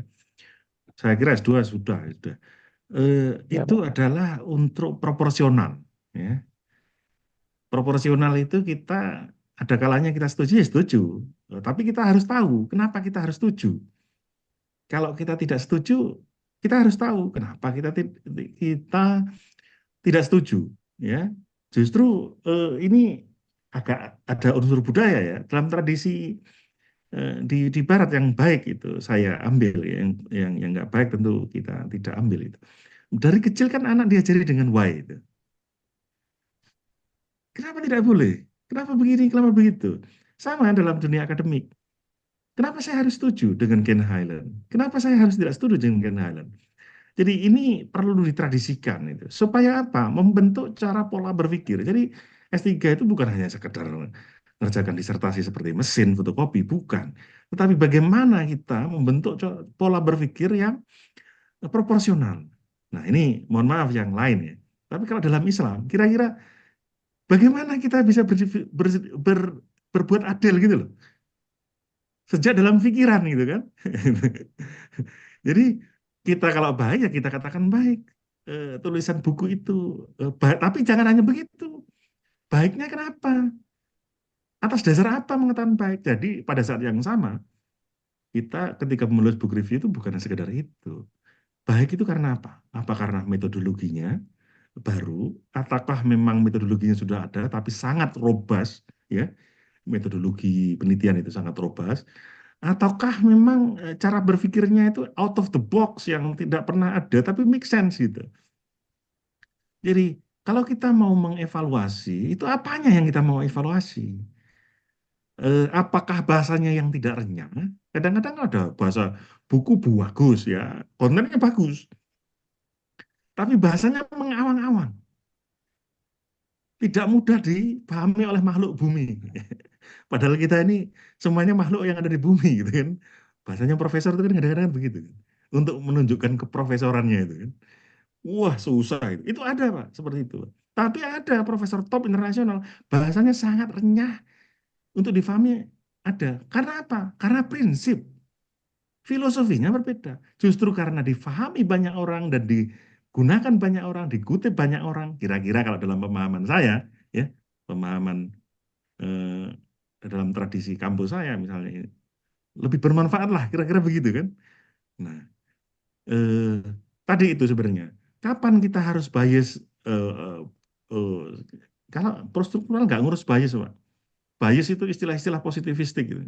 Itu perdebatan dalam dunia akademik, kuantitatif, kualitatif, perdebatan itu biasa aja kok. Bias itu istilah-istilah kuantitatif itu. Kalau kami biasa aja. Kami orang-orang poststruktural itu menganggap subjektivitas. Nah, orang-orang ini bias namanya. Orang-orang positivis itu menganggap bias tidak boleh. Kalau orang poststruktural itu menganggap bukan bias, sejenisnya itu namanya subjektivitas itu boleh. Asal yang ditekankan apa? Asal jujur. Kita mengakui eh, kejujuran itu menjadi penting dalam dunia poststruktural. Kenapa tadi saya menyampaikan S1 saya bidang ini, S2 saya bidang itu, S3 saya bidang itu, supaya orang yang mendengar itu tahu Pak Ribut itu cara berpikirnya seperti itu karena eh, pendidikan atau nilai-nilai yang sudah dilalui seperti itu. Ini kan jujur saja Pak, belak-belakan. Dan itu dalam tradisi Barat namanya subject position. Ya, dalam disertasi saya nulis begitu supaya orang tahu. Loh, ujuk-ujuk kok pendapatnya begini itu dari mana? Ya kan dari itu. Eh, Dari yang saya jelaskan tadi itu. Kenapa saya menulis yang lebih seperti ini? Kenapa kok Pak Ribut tidak menulis fonetik fonologi, buku fonetik fonologi? Bukan, Pak, karena itu bukan research interest saya. Interest saya itu yang lebih pada linguistik terapan yang tapi yang kritis gitu. Maka saya lebih suka English as lingua franca atau interculturality lintas budaya, teaching English as international language yang lebih inklusif ya, yang lebih toleran dengan misalnya kalau grammar ya, saya masih percaya bahwa ya grammar perlu betul Pak kalau menulis dalam disertasi.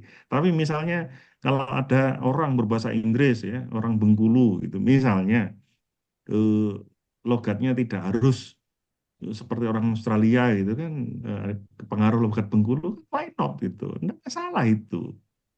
Logat itu kan susah itu. Eh, Madura misalnya, Jawa misalnya. Ya, teman-teman kita bahasa Inggrisnya. Kalau grammar harus bagus, harus betul. Salah kan nanti repot itu. Pemahamannya gimana? Tapi kalau misalnya seperti logat itu kan sesuatu yang bisa diperdebatkan. Ya, nggak masalah. Gitu kan.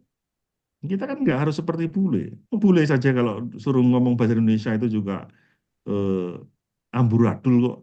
Gitu kan. Kosakatanya itu amburadul juga. Itu kan.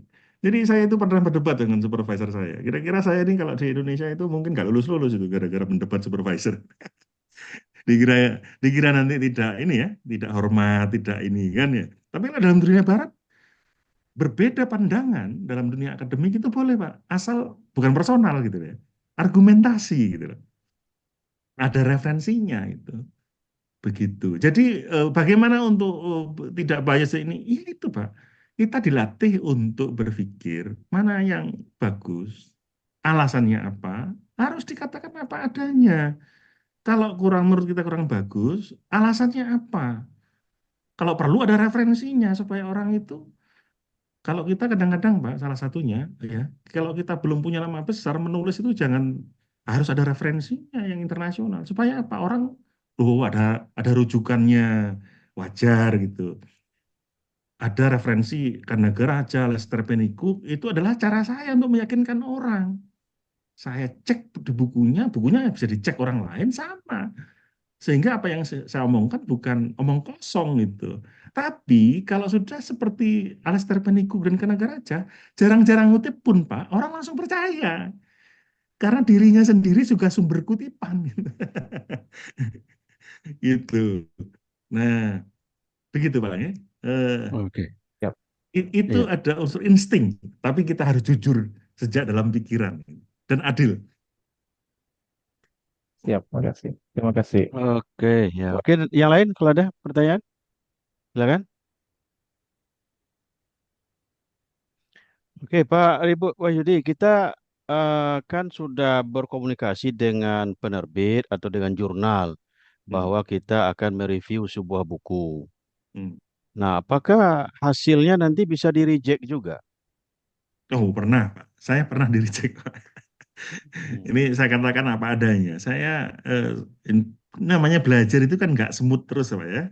Saya pernah di-reject, tapi sekali saja saya di-reject gitu. Tapi itu saya bersyukur karena ternyata eh, saya mengalami itu yang lain yang ya berapa ya? Berarti yang 7, yang di-reject itu tadinya English as Hydra itu mau saya akan terbitkan di ini, Pak.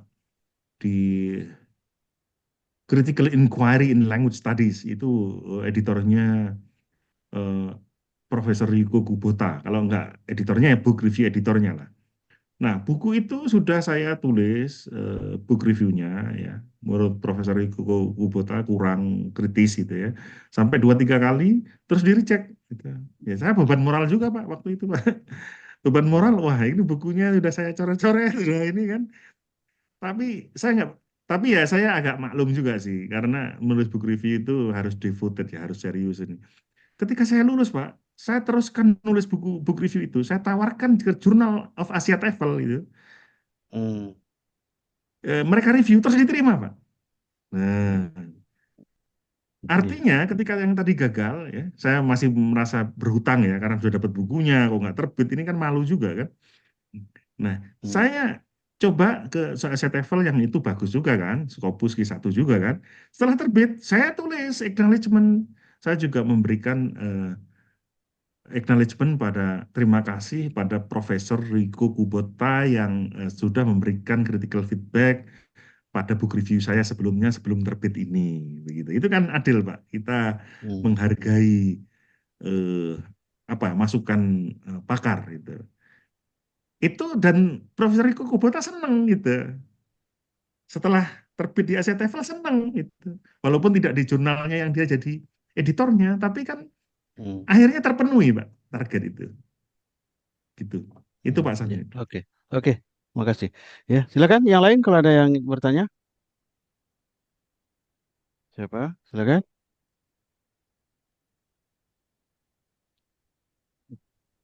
Ayo.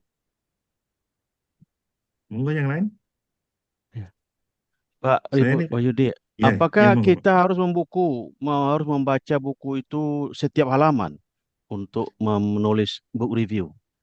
Betul. Kalau saya Pak, membaca setiap halaman bahkan kalau bisa jangan sekali, bisa 3 kali atau 4 kali. Kecuali kalau buku itu jenisnya adalah buku yang sudah satu tema yang sering kita tulis, mungkin sekali 2 kali cukup, ya. Hmm. Supaya kita tahu betul detail-detail argumentasinya, Pak. Detail argumentasinya, ininya. Supaya kita tahu betul letak-letak kira-kira kelemahannya di mana. Kadang-kadang kalau yang menuliskan orang profesor top kan nggak mudah, Pak, memberikan, Hmm. ya kalau Hmm. yang nulis kadang-kadang anak sedang S2 atau S1 itu kan gampang aja kelihatan bolong-bolongnya. Kalau yang nulis profesor top itu kan tidak mudah Hmm. juga itu. Nah, makanya Iya, harus iya, benar-benar iya, iya, dibaca secara detail dan iya. itu tadi tidak Iya. boleh taken for granted. Kita harus kritis. Ya. Oke, berikut Bu Rismar, silakan. Baik, terima kasih Prof. Sanil. Terima kasih juga kepada Pak Ribut sudah memberikan materi yang cukup menarik.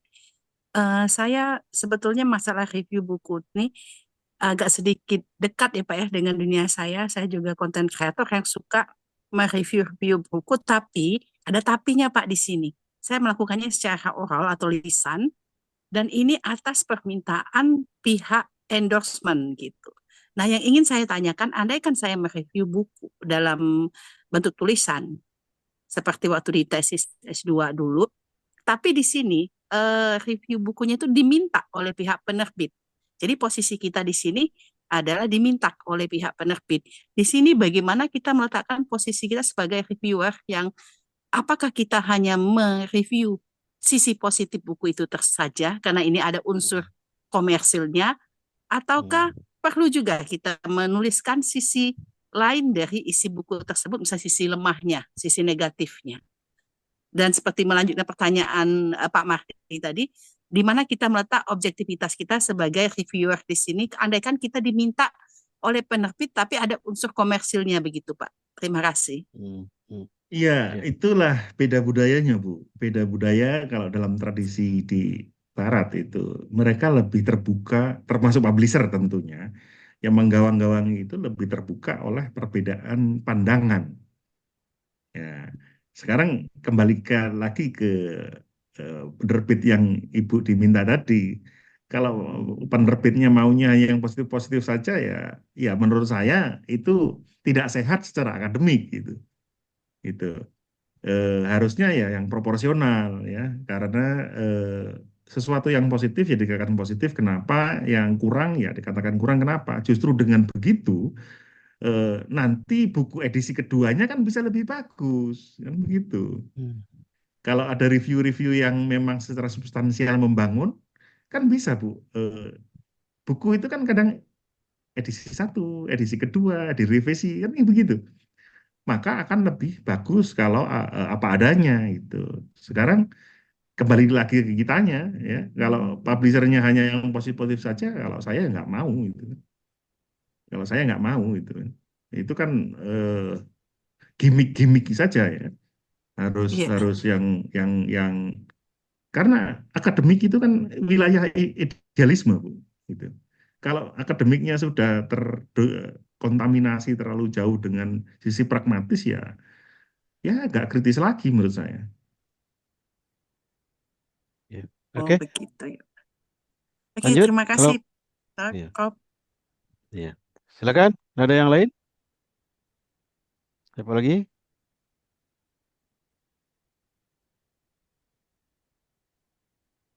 Oke Pak Ribut, apakah review buku ini, review artikel ini akan dibaca oleh penulis bukunya atau Nah, cukup orang jurnal saja? tergantung, Mbak. Tergantung juga. Tapi ada juga yang dibaca oleh penulisnya gitu. Dan bisa jadi penulis kalau Barat itu bisa berterima kasih gitu. Bahkan jangan salah, beberapa book review saya, misalnya Asia S Method itu dikutip orang 3 kali dan salah satunya terbit di jurnal Berkeley atau apa lupa saya di kampus top Amerika itu. Itu saya mereview buku Asia S Method, buku culture studies kritis ditulis orang Cina ya, terbitnya di Inggris sana. Ini sampai dikutip orang 3 kali, ya, yaitu Scopus juga itu. Tapi book review itu juga sah untuk dikutip gitu. Bukan hanya riset artikel saja, karena interpretasi kita ada di situ gitu. Jadi book review ini Maksud adalah saya, gimana? draft book review artikel kita akan dibaca sebelum diterbitkan oleh penulis bukunya. Oh, oh, untuk edisi revisi, Pak. Ya, ya. Atau misalnya Bi- bi- reviewernya salah satunya ada penulis buku yang menulis buku yang kita review. Bisa iya, bisa tidak, ya. Oke, oke. Ya. Tapi kalau kita menerbitkan di publisher top seperti Routledge, itu kemungkinan besar akan dibaca, Pak. Hmm. Karena penulis di luar pun itu juga tidak maksud saya itu tidak ogah-ogahan dia menganggap dirinya sempurna, tidak. Mereka juga senang dengan pendapat-pendapat yang konstruktif, sehingga dengan begitu eh, revisinya akan menjadi lebih bermutu begitu. Ya, makanya jangan menulis review jadi jurnal pinggiran gitu. Kalau menulis buku di Language Identity and Education atau jurnalnya yang Pak Safnil pernah terbit, Multicultural Discourse, itu bagus-bagus aja Pak di situ, di mana lagi gitu kan. Kalau Asia ya Asia TEFL, misalnya Journal of Asia TEFL, RELC Journal, ada kemungkinan Pak akan dijadikan ini.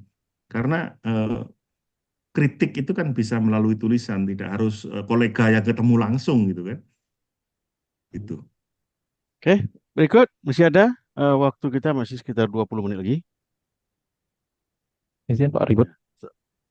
Ya, silakan, Izin. silakan. Ya. Tadi di awal sebenarnya membuat book review artikel ini bisa menjadi salah satu cara untuk publish di jurnal yang bereputasi. Eh, saya termasuk mungkin masih sangat minim membaca buku, Pak Wahyudi.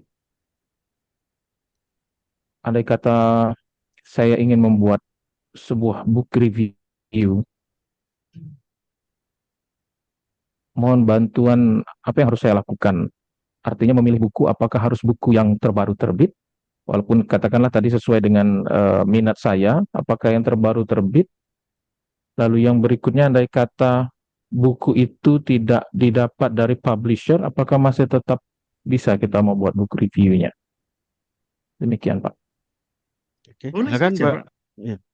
Saya dulu ketika di New Zealand itu, ya kadang-kadang kalau bukunya kampus saya punya, misalnya Victoria University Wellington punya, kebetulan ini privilege di Barat ya, buku-bukunya kan update itu, karena mereka kaya itu kan. Ya kadang-kadang saya ada bukunya dapat dari perpus, ya sudah, saya nggak minta, gitu kan, saya tawarkan. Kadang-kadang langsung sudah saya bikin duluan. Eh, Kecuali kalau saya memang benar butuh buku itu, justru saya kepingin dapat hard copy-nya, ya saya pendekatan itu ke book review editornya itu. Nah, itu cara lainnya, Pak, dari buku. Atau saya nggak tahu lah, dengan cara-cara yang lain saya sebenarnya tahu maksudnya itu. Gitu. Cuman nggak mau saya bahas itu. eh, eh, si sah-sah saja, Pak. Asal jangan bilang saja, saya sudah punya bukunya, gitu kan. Terlepas ini yang tahu malaikat itu kan. Saya mending nulis ini bagaimana ya. Tapi bahwa buku itu harus baru, iya. Relatif baru ya. Kalau misalnya sekarang 2024 ya mungkin 2023 masih oke kalau jarang ditulis bukunya.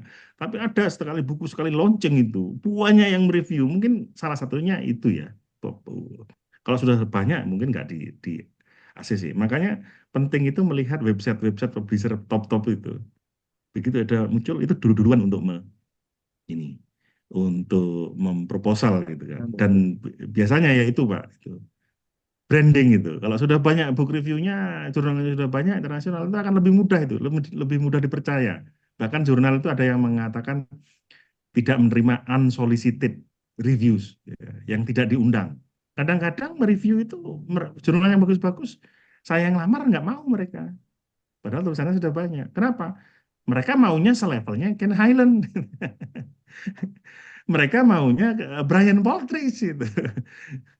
Karena reviewnya saja itu sudah langsung dikutip banyak orang gitu. Gitu. Nah, tapi itulah Pak, bukan berarti tidak bisa, tetapi ya kalau awal itu kita harus benar-benar meyakinkan itu gimana caranya lah. Ya. Makanya kalau menulis itu awal-awal berat itu ya. Tapi kalau sudah kita punya academic capital ya, bahasanya Pierre Bourdieu, maka kita akan semakin dipercaya. Gitu. Saya nggak ngelamar-ngelamar itu aja di undang-undang itu. Ya karena tulisan gitu. Karena saya sudah berdarah-darah ketika sedang S3 gitu kan. Saya udah bulan udah di mana-mana, soalnya semakin enak itu. Artinya semakin lama semakin enak itu. Bukan kalau bisa begitu kan. Kita ini kan Ya. begitu itu hidup. Kalau kita kerja kerasnya di waktu muda itu semakin tua kan semakin menikmati hidup gitu. Jangan kita santai-santai lalu terus kepingin gitu. Ya boleh-boleh saja, nggak ada kata terlambat. Wong S3 aja ada yang umur 70 gitu kan di luar itu. Tapi alangkah baiknya ketika kita masih punya energi kuat, masih muda, banyak menulis, sehingga kita sudah punya legacy, track record.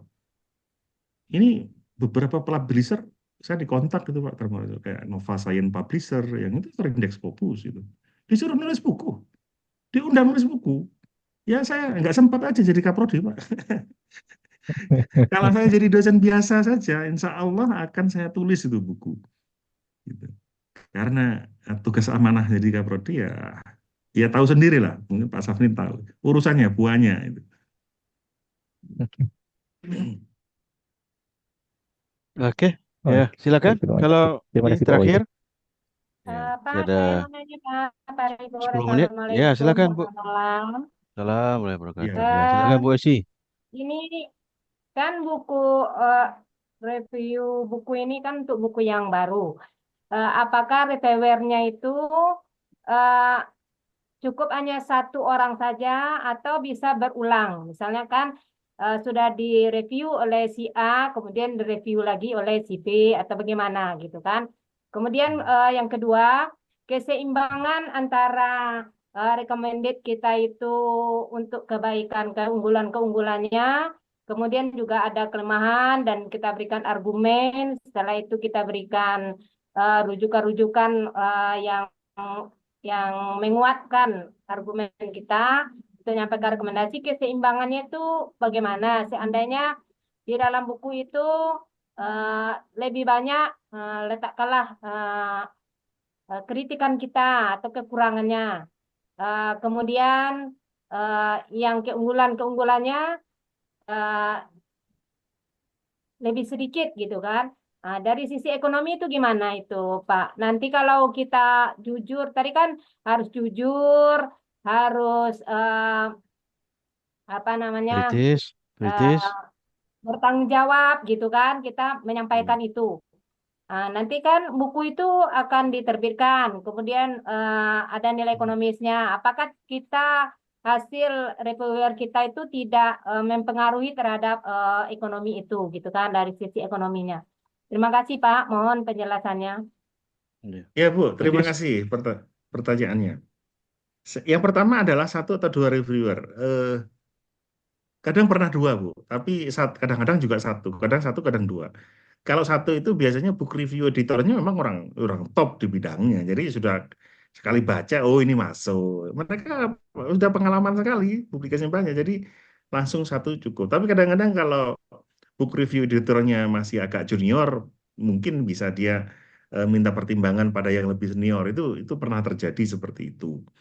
Eh, Bisa dua, bisa satu. Itu ini. Terkait tadi yang banyak kritikan negatifnya. eh saya bagi saya akan sulit terjadi Bu kalau Ibu menulis book review, publishernya Routledge, Springer, eh, tidak mudah menulis, maksud saya memberi kritikan terhadap buku-buku yang diterbitkan oleh Palgrave Macmillan, Routledge, Springer, itu kita harus terbiasa terlatih membaca secara kritis, ya. Maksud saya begini, mungkin yang Ibu maksud kritis belum tentu dianggap kritis oleh eh, reviewer internasional gitu. Artinya kita ini kan ngomong banyak negatif mungkin karena yang kita baca buku-buku lokal itu. Nah, tapi kalau Ibu membaca selevel Palgrave, selevel Routledge dan macam-macam, saya pastikan Ibu harus berpikir keras pada level apa ya, pembacaan yang sangat kritis. Itu pun pasti akan itu tadi sebagai penulis kita itu tidak boleh one side ya. Kita harus jujur juga ya. Makanya dalam dunia akademik itu being humble itu juga penting. Kayak Ken Highland kan nulis itu hedging itu kan, May ya misalnya apa gitu kan, might itu kan hedging. Hedging itu artinya bukan karena orang itu ragu, bukan. Ini balik lagi justru. Kalau dalam dunia kualitatif, saya nggak ngomong kualitatif, saya orang kualitatif murni. Karena dunia ya secara ontologis ini balik pada dasar filosofis. secara ontologis realitas sosial itu dinamis, berkembang, ya. Jadi kita nggak bisa mengatakan sesuatu yang sangat ekstrim gitu. Makanya disitulah letak perdebatan, tapi juga letak untuk menghargai posisi orang gitu. Tidak ada sesuatu yang absolut dalam dunia kualitatif itu. Absolut itu orang-orang kuantitatif itu. Nah, kadang-kadang orang mau ngerjakan kualitatif, cara berpikirnya kuantitatif. Ini repot ini. Kadang orang sudah terdominasi cara berpikirnya kuantitatif, tapi mau menghakimi yang kualitatif. Itu beda beda jalur itu. Ontologisnya berbeda, kepercayaan terhadap keilmuannya berbeda, kepercayaan terhadap realitasnya berbeda. Itu, Bu. Saya pastikan kalau Ibu membaca buku-buku yang selevel Routledge tadi, multilingual methods, tidak mudah untuk memberikan negatif-negatif itu. Ya, gitu. Kalau buku lokal saya maklum itu, buku terbitan lokal itu ya bisa banyak negatif evaluation-nya itu. Terima kasih, Bu. Oke, ya. Kasih Terima Pak. kasih. Masih ada mungkin ya, masih ada 5 menit.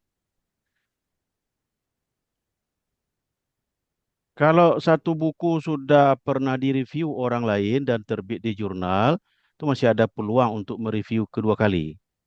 Ribut. Sangat bisa, Pak, karena satu buku itu bisa direview 3 kali, 4 kali, 5 kali bisa.